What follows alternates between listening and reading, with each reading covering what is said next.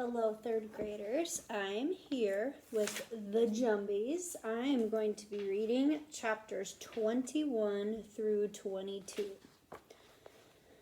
All right, chapter 21, The Cave. Corrine was lying in her father's boat with a small crowd of children standing around it when Bauki and Malik found her at the end of the day. Her friend Laurent was arguing with Victor, one of the fishermen, but their conversations moved in and out of her consciousness as if they were waves. "It's her father's boat," Laurent said. "She can stay in it if she wants." "Her father would not want her in there," Victor said gruffly. "It's not a place for children to play." Corrine became aware of the smell of food cooking that mingled with the scent of the salty sea. "I will come back later to check on the boats," Victor continued, "and if she's still there, I will take her out myself. Now, it looks like your suppers are ready and your bath water is getting cold. It's time for all you children to go home." One by one, Corrine heard their footsteps slapping against the wet sand as they left. She heard the old fisherman sigh before he left. Then she lay quietly among her father's nets, with only Bauki and Malik watching over her. The boys climbed in. Malik rubbed the evening chill from his arms. "You can come and stay with us tonight if you want," Bauki offered. Drew was probably already at home, tucked in beside her mother.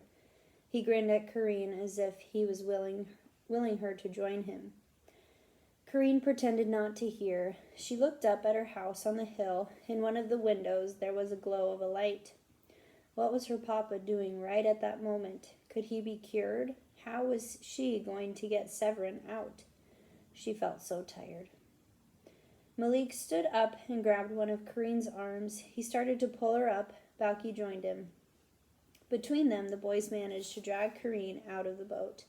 She followed them towards town, not thinking of where she was going, not seeing the road before her, seeing only Severin's animal face and the yellow light flashing from her eyes. If only she had stayed away from the forest in the first place. Then Severin would have never come to them. Her father would be safe all the years her papa had protected her, and now she could not do the same for him. Her chest burned with grief. Corrine pretended not to see the look of worry in her brother's eyes as they looked at each other. She concentrated on making her legs move away from her house as they walked inland under the brightening stars, away from the arc of purple that outlined the sea. "It's dinner time," Bauki said as they came to the main road that led into town. He tried to sound cheerful, but it came out too high-pitched, like a cricket chirping. "Not for us," Corrine muttered. "And why not? Everybody's got to eat something," Bauki said in his regular voice. He smiled and nudged his brother. "We'll show you how to get dinner when you're on your own." Malik walked ahead and beckoned for Corrine to follow him. He led them into the center of town. They were zigzagged through small footpaths and behind houses so they would not be seen in the light of the lamps that hung over the stone roads. When they got to the bakery, they stopped and breathed in the fresh-baked goods from the oven. There was one lamp inside, hanging over the counter. Nearly all the shelves were bare. Through one small window, the children saw the baker. Corrine had not seen him since the night at the graveyard when all the trouble began. Hugo was big enough to knead some stone into bread, but his large arms laid out a pair of delicate pastries on a counter and covered them gently with a white cloth. Corrine and the boys watched him close up the cupboards and sweep the floors. Then he disappeared into the back. Malik dashed in faster than Corrine had ever seen him move. He lifted the cloth and grabbed the pastries, then dashed back out as soundlessly as a specter. He held them out. Bauki divided what they had between the three of them and led the group away. Bauki and Malik lived in a cave that was in the middle of the red hills, facing away from the sea and sheltered from the easterly wind. The rock and smooth floor of the cave was reddish-brown. When the brothers leaned against the rocks to finish eating, Corrine noticed that their skin and hair was the same red color as their home. Standing still, they looked like statues carved out of the rocks around them, with their hair like kinky mud spirals that pointed in every direction. Towards the back of the cave were a few scraps of cloth where the brothers slept, and in the middle was a circle of rocks where they made their fire to keep warm at night, or to cook anything that may have fallen into their hands during the day. Malik brought one of the cloths and draped it over Kareen's shoulders. "You can stay with us for as long as you like," Balki said. Don't try to mother us." Kareen nodded. That night she discovered that the cave was cozy and warm and that the blankets her brothers had loaned her were quite soft. But even so, she wasn't able to sleep well. She kept thinking of her father sitting in the kitchen looking lost inside his own skin. And Severin's cruel laugh echoed all around her. In the morning, when the brothers woke up, she was sitting at the mouth of the cave, fingering her stone necklace. "Breakfast?" Balki asked. Without waiting, he walked away. Kareen thought he was going to steal from the baker again.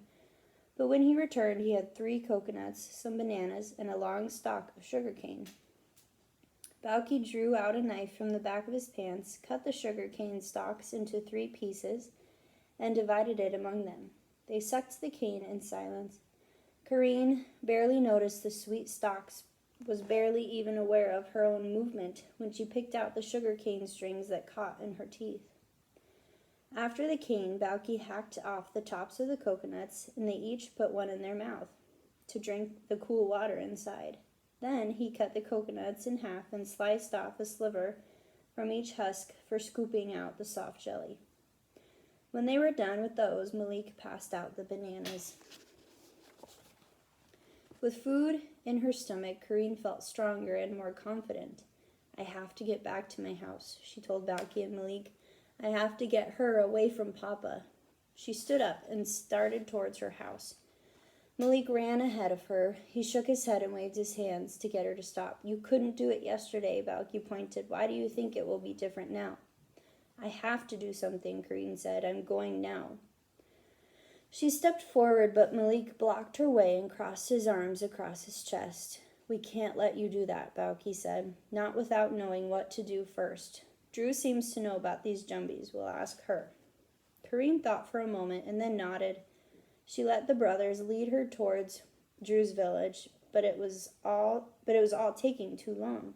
She lagged behind them. Then, in a thicket of trees, she doubled backed quietly and burst into a run towards her own house. She had to get back to her father. Chapter 22. Family. When Kareen got to her front yard, she picked up a dry branch from the ground and held it over her head like a weapon. She pushed through the door and went straight to her father. He was still sitting in a chair in the kitchen. He looked very old, as if a layer of gray had settled on him overnight. Even his eyes were clouded and waxy like a blind man's. Severin was nowhere to be seen. Kareen dropped the branch and ran back outside. She picked an orange and went back in to slice it open and squeeze some juice onto her father's parched lips. His tongue flicked out and licked some of it. As soon as he did, the clouds began to part from his eyes. Kareen gave him some more. Pierre's eyes darted around the room. Finally, they settled on his daughter. "Kareen?" "Yes, Papa," Kareen said, relieved. His eyes were soft, like she had always known them to be, but in an instant they turned hard with fear. "Kareen, run!" Kareen jumped out of the way just as a heavy wooden rolling pin crashed down on the arm of the chair right where she had been just a moment before. Pieces of the chair splintered onto the floor. Kareen grabbed for her branch, but Severin kicked it away. Kareen looked back to her father, but the clouds over his eyes had returned. He saw nothing. Even though Severin stood in the shadows, there was enough light coming through one of the windows so that Kareen could see her even more clearly than she had the day before. Severin's skin looked dry and shriveled like old tree bark under a layer of downy brown hair. She had grown thin and so long that she had to hunch so she wouldn't hit the ceiling. Her eyes were huge in her gaunt face and shining with yellow light. Now the green cloth that covered her body barely reached her knees and hung in gaping panels. 2 thin legs with bare feet and toes like scraggly roots stretched out beneath her. Severin was not a La Diablesse. Only Corinne didn't know what other Jumbie she could be. I was wondering how long it would take you to come back, Severin said. You must have missed me, but now I'm not sure I want you around pestering me any more. You're a lot of trouble. When you troubled trouble, trouble comes troubling you, Corinne said, and you came to us. Ah ha ha. Severin shook a finger at Corinne. What you don't know, little girl, could fill up the entire ocean. I was here first. This is my island. People came to me, sailing on the ocean in ships filled to the brim with people. I destroyed all the ships, and I should have made sure that all of you drowned in the sea, but I was stupid. I allowed too many of you to swim to shore. That was a mistake. As Severin moved around the room, she carefully avoided the few shafts of light that came through the window. Corinne felt fear flare up in her again and eyed the big iron skillet on the counter. She began to inch towards it. She hoped that Severin would not notice. Why did you let them come then? Corinne asked, her voice trembling. If you didn't want them to live here, why did you allow it? She moved steadily along the counter as she spoke. I had a sister. She pitied people. She went inside the ships and saw that some of the people were chained below. She helped them escape and swim to the island while I dealt with the others. If I had seen what she was doing, I would have stopped her. Chains? Yes, didn't you know that? Severin laughed. Is there anything you do know? Some of the people chained up others and left them to rot in the bottom of their ships. My sister felt sorry for them. I never did. You are a terrible, Corinne struggled to find a word to describe the creature in front of her. You know what I am. Say it. Say what they call me. Jumbie. Yes, that's it. I don't like pretending to be human, but my sister did. She pretended often so she could spend time with people. Then she must have started to believe she was human because she did the most stupid human thing of all. She fell in love with your father. Severin's eyes pierced Corinne. Corinne's muscles went slack. She stood motionless, just a few inches from the skillet. It couldn't be true. She looked at her papa, at Severin, at the house her mama had helped to make. Her throat was dry. She couldn't speak. I should have known not to let. What did your kind call her? Nicole? Go among people. Severin was saying, they are infectious little parasites, and she was too good for them. She lowered herself to be with the likes of your father, and then what happened to her? Where is she now? Corinne found her voice. It was raspy and soft. What are you talking about? Severin crouched down so that her eyes were at the same level as Corinne's. Your mother lied to your father about who she really was. At first, I thought her pretending was a good thing. She would lie to the humans, gain their trust, perhaps recruit some of them to our side. But all she stole was his heart, and in the end, he stole her life. That is why it's better to be who you are. Better to stay with your own kind. Severin looked Corinne up and down. If you know who your own kind is. She smiled. It was almost gentle. I thought I had lost my family, but look, here we are, all together at last. You are a liar. I am no family of yours. Corinne reached behind her and found the handle of the skillet. She raised it over her head and grunted as she pelted it towards the Jumbie. Severin caught it easily and put it down on the table. She shook her head. Is that any way to treat your auntie? She asked. Stop saying that. You are not my family, Corinne screamed. No, I am your mother's sister, your precious mother who loved you so much that she chose to give up her own life. Yes, that is what living among humans does to us. It kills us, Severin said. She didn't choose to leave us. She was sick. Papa said so. She would never. Your precious papa had no idea who his wife was. Did you, Pierre? Severin moved over to him and shook his head for him. No, there. That's straight from the Jumbie's mouth. My papa is not a Jumbie. Severin looked at Pierre. Not yet, she said, but soon he will be. Corinne rammed into Severin, clawing and slapping and kicking as hard as she could. Severin held out one long twiggy hand and easily held Corinne away from her body. She laughed again. You are more like me than you think, little girl, so I am going to give you a chance to join your real family. Your father is already on our side. You can come too. You must have known that you were better than the other children, Severin said. Who among them can climb trees as quickly as you? Who among them could chase an animal into the forest and catch it? Who among them could see a Jumbie looking at them from the shadows of the forest and make it out alive? You are a part of this island. This is why you are so comfortable on it. Severn pulled herself up to her full height. Her head bumped the ceiling. She stretched out. Her arms and face hardened like tree bark. Her hair on her skin bristled. Severn's eyes flashed with anger, and Corrine noticed that the shape of them was so similar to her mother's. Corrine felt numb. Her hand went up to her necklace, and she fingered the smooth stone's face. I was the one you saw that day in the forest, Severn said. I followed you out. Then you and your father led me to my very own sister. Thank you for that. I might have never found her. And I had no idea that you even existed. She stepped forward and grabbed Corrine's chin in her dry, rough hand.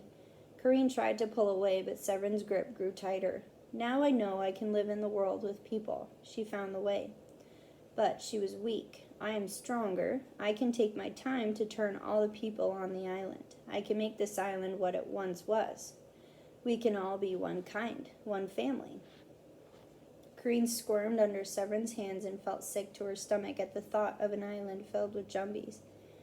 She reached behind her again, looking for something else to protect her, but there was nothing. We can be the first family, Corrine. I will be your new mother, and every creature on this island will be under our spell. If you come willingly, you will lose nothing. You will have your own thoughts, your own will. You can do as you wish, and you will be powerful. We will both be powerful together. As a family, no one will be able to stop us. Imagine being able to do anything you want. Severn's eyes glistened with greed at the thought, and Corrine trembled. But if you refuse to join me, Severn said as her muscles in her hand tightened even more, you will be a mindless drone just like the rest of them, just like your father will be soon. It will be a shame for me to lose all of your wonderful talent. Severn stopped herself. In that moment, Severn's eyes widened with shock, as she had let something slip. She took a breath, and her face returned to its previous sneer. I will get rid of you if I have to. I don't care if you are my own sister's child. Corrine's skin prickled and her heart throbbed. She tried to make a face look as if she was thinking hard. I could do anything, she said softly. Severn's grip loosened. Yes, you could. You are like your mother, like me. You have far more abilities than you can even imagine. Corrine moved away from the Jumbie's hand. Like what? The bark of Severn's face twisted into a grimace that Corrine thought was meant to be a smile. I can show you. Severn came closer, and as she did, her body shrank down a little. Corrine could see there were insects crawling up and around Severn's body. Hundreds of millipedes and centipedes, cockroaches and beetles crawled in and out of the crags of her body. They dashed in and out of the fine fur and bored their way through her chest so that Corrine could see straight through like an old rotten tree.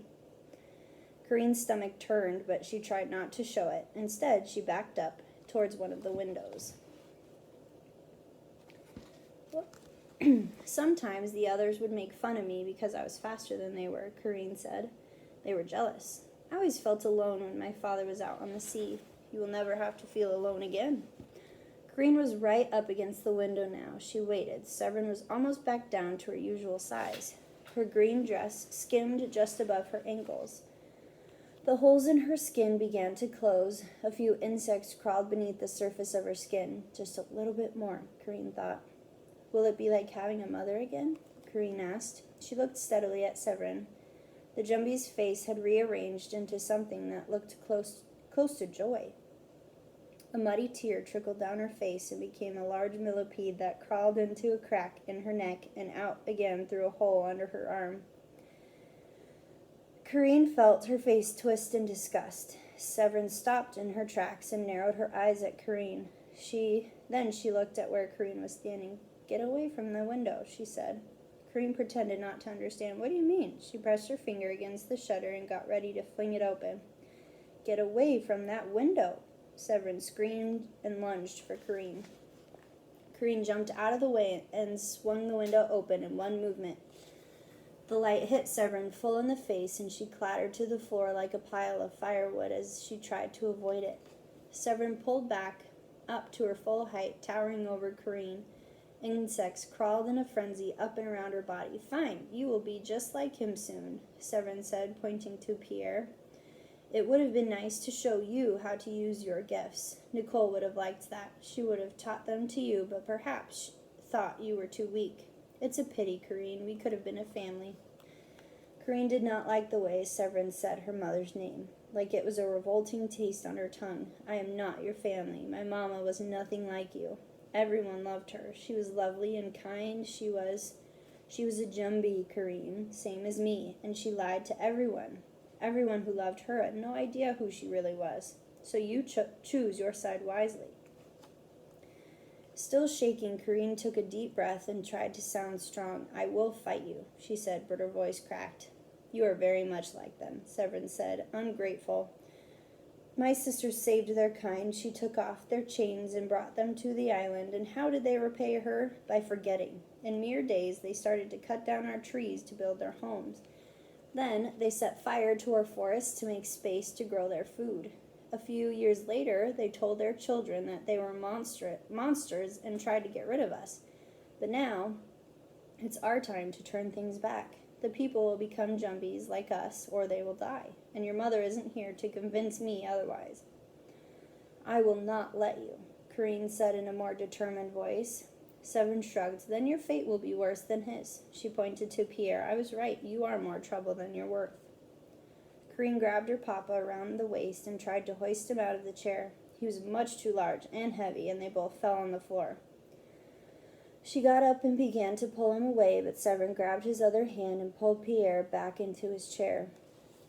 Then she picked Corinne up by the neck. Corinne struggled and kicked at the air as Severin's fingers began to squeeze tighter and tighter around her throat. Suddenly, Severin's eyes grew wide. She dropped Corinne and looked at her palm. A small oval burned into it, the same shape and size of the stone on Corinne's necklace. Severin stepped back with a look of fear on her face. Corinne rose to her feet, ripped off her necklace, and held it in front of Severin, trying to drive her out of the house, but it was not enough. Severin caught her by the wrist and twisted her hand around until Corinne was forced to drop the necklace onto the floor. Then Severin dragged Corinne to the front door and flung her outside. She landed with a thud at the bottom of the orange tree her mamma had planted. Corinne wiped away some tears which fell on the soil above Mrs. Rootsing's sari silk. Just then the brothers and Drew arrived, gasping to catch their breaths from running. They hurried to help Corinne. Severin stood in the shade of the porch and held out the necklace by its string, unbothered by Drew and the boys. "You see, Corinne, I have your father, and now I have your mother, too. The time of people is over. It's my time again." Her wicked laugh echoed off the trees. "I will show you whose house this is." Then Severin muttered something in a strange language. Immediately the ground began to shake beneath them. Long ropes of green broke out of the earth, growing in every direction and sprouting bright orange thorns that glistened with a thick, foul-smelling liquid. Balky put his hand over his nose and mouth. "It smells like something rotten."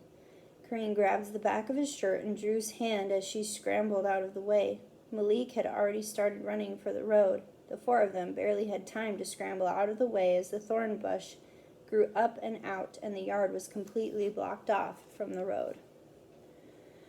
There they stood and watched the thick vine wind its way around the entire house, even covering its overhead. Drew moved forward to get a better look. "No!" Corinne shouted, just as a vine swung out. Malik pulled Drew out of the way of the vine as it whipped the air where her face had just been. A bird flew over the house. Another vine lashed out and smacked the bird, which dropped to the ground in front of them. The four quickly backed away from the dead animal. "What did I tell her, brother?" Balky said. "Didn't I say she needed a plan?" Malik nodded. Corinne stared as thoughts raced through her head, about her father sitting like an empty shell inside the house, Severin being her mama's sister, the way Severin had been burned by the stone necklace. The brothers looked on as she clutched at the space on her chest where the necklace had been. Malik tugged at her clothes and tried to pull her away from the house. "What did she do to your father?" Drew asked. "He doesn't know me," Corinne said. Tears rolled out of her eyes and got soaked up by the dirt at her feet. "He looks like Papa, but he isn't. We have to get out of here, Balky said. He took Kareen's hand and pulled her along behind him. She says it's her island, Kareen whispers. She says she's going to take it back. And what does she mean by that? Drew asked. Kareen? Kareen stopped and looked at her friends gravely. It means we have to fight. Whew.